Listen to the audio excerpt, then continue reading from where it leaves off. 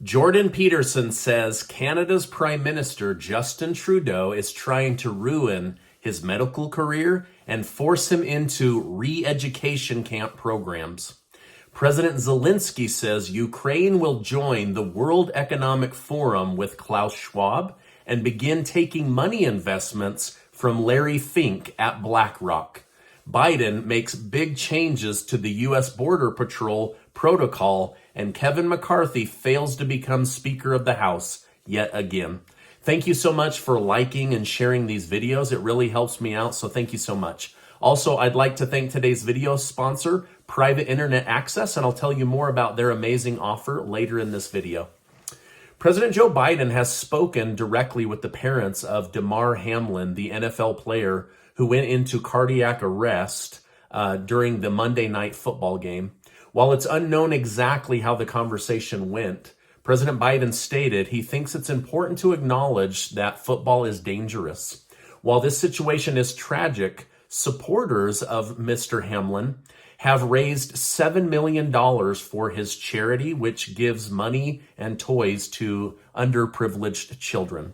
Now, it's still not known what would have caused this young athlete in peak shape to have cardiac arrest since he's never had heart issues before. Some are saying it was the way his heart was hit at exactly the right time in a 1 in 200 million chance that happened. Also, just days ago, football star Uche Nwaneri, died suddenly at home from a heart attack. He was only 38 years old and also in peak health with no prior heart issues. He was very pro-vaccine and in fact said that unvaccinated people should be forced to go to jail. But again, it's not known why these young athletes are suddenly dying at such an alarming rate. Former President Donald Trump's endorsement of Kevin McCarthy has not been enough to carry him over the line as the Speaker of the House. In fact, only one Republican has flipped back. So it was 19, then 20 that voted, and now one has flipped back to vote in favor of Kevin McCarthy. This seems to be proof that the Republican Party is more divided than people realized, and so it's making it very difficult for McCarthy to get the necessary votes. Now, McCarthy is being seen by these 19 or 20 representatives as not being conservative enough in Republican values in order to be considered the leader of the Republican Party in the House. You know the division is getting out of hand when Republicans have the House majority but can't seem to come together to elect a Speaker of the House. President Joe Biden weighed in on this and said the entire situation is embarrassing for the Republican Party. Kevin McCarthy has now failed to secure the vote as Speaker of the House during 8 voting cycles, and the day's not over, so I'll continue to update you on that. But many are starting to say it is now time for him to continue to negotiate with these 19 or 20 individuals, or is it time for him to step down and put forward somebody like Jim Jordan from Ohio or Byron Donalds from Florida? All right, now I have a lot of big government stories and international stories to share with you, but first a quick word from today's video sponsor. I want to thank today's video sponsor, Private Internet Access. Nowadays, hackers can get you at the airport, restaurants, movie theaters, library, your job, coffee shops, and more. Everywhere you open your phone or laptop in public is an opportunity to get hacked, unless you have a VPN or virtual private network. We assume that because a stranger isn't looking over our shoulder, that they can't see what's going on our computer or tablet or smartphone, but they can. Using your computer or phone in public is like leaving it unattended in a room full of strangers. Not only can private internet access keep you safe, but they can also keep you anonymous. And here's something I personally like about private internet access. They don't record or store your data, meaning that they aren't keeping a log of what you're privately looking at online. I truly like that they can keep me private and anonymous and safe. By being in my YouTube community, you are going to get 82% off, which amounts to about $2 a month for high-level protection. But on top of that, private internet access is going to give you 4 free months to try them out. So click on my community link below and get yourself protected and anonymous right now. Thank you, Private Internet Access, for sponsoring this video and keeping my YouTube community members safe online. All right, now let's get back to today's news update. Vladimir Putin and the Russian military have attempted to claim that they have destroyed the U.S. missile system that Ukraine used to take out 400 Russian soldiers. However, our national security spokesman, John Kirby at the Pentagon, stated he has no information to confirm Vladimir Putin's claims. Kirby has accused Russia of trying to include the United States in the Ukraine-Russia war. He stated, "Mr. Putin can claim all he wants that this is some sort of fight against the West. It's existential for his security. It's the U.S. versus Russia. It's NATO versus Russia. We all know that's a bunch of BS." But who is right? Is the U.S. right that this is a war between Ukraine and Russia, and the United States and NATO just happen to be aiding them on the outside? Or is Putin right, and this is a war between the West and Russia, and Ukraine is the unfortunate pawn caught in the middle? Let me know your thoughts in the comments down below. Now, speaking of Vladimir Putin, he has just sent his most powerful warship on a mission to the Atlantic Ocean. The ship is decked out with hypersonic missiles, and commentators are warning that this is Russia's way of telling NATO nations to back off. These hypersonic missiles could be a scare tactic, or this could be Vladimir Putin positioning ships with top military weapons to defend against the United Kingdom, Western Europe, or even the United States herself. Ukraine President Volodymyr Zelensky has announced he believes it's time for the country of Ukraine to join the World Economic Forum, or WEF.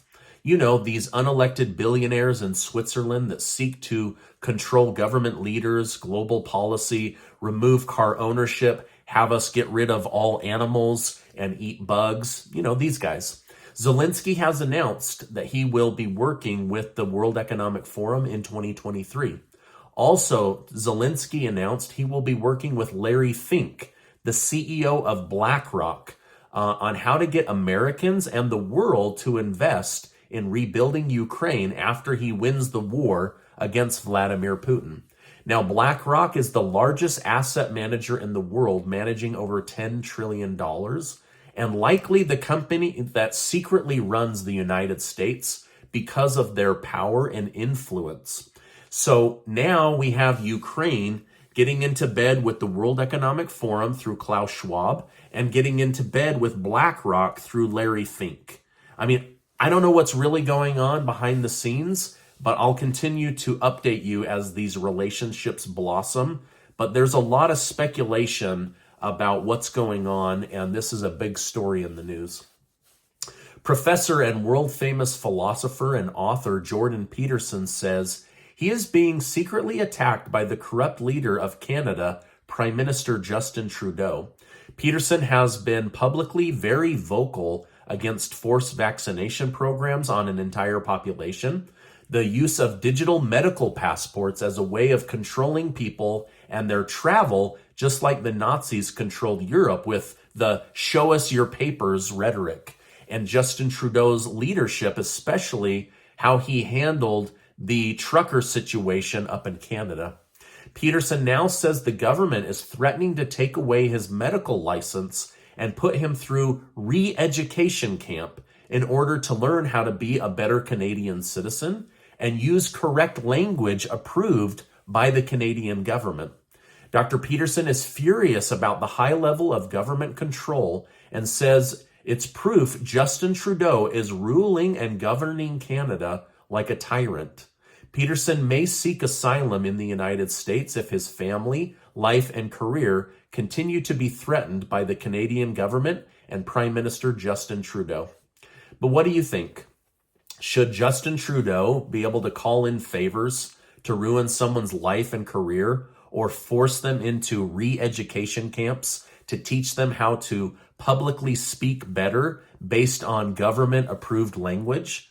Or is this go in direct opposition to everything having to do with freedom of speech here in the United States? Now, Canada doesn't have freedom of speech, so they do have the right to try to control their citizens and the language they use with gender identity, and all kinds of different things.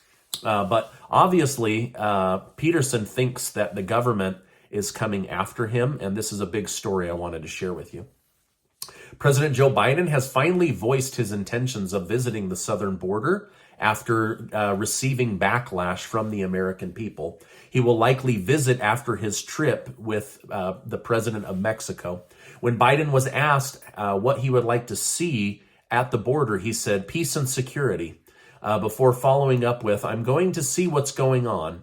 Now, I wonder if Biden is seeing the massive issue firsthand, or if he's getting feedback, or if this is just a PR stunt.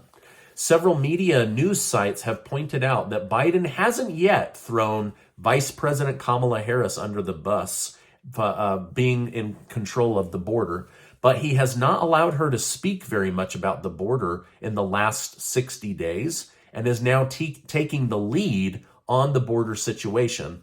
This has many believing that this has something to do with his upcoming election announcement and the fact that he will likely select a new vice president if he runs in 2024. Or this could just be Joe Biden taking the reins on an issue that he's been getting a lot of negative feedback over. But let me know, what do you think in the comments down below?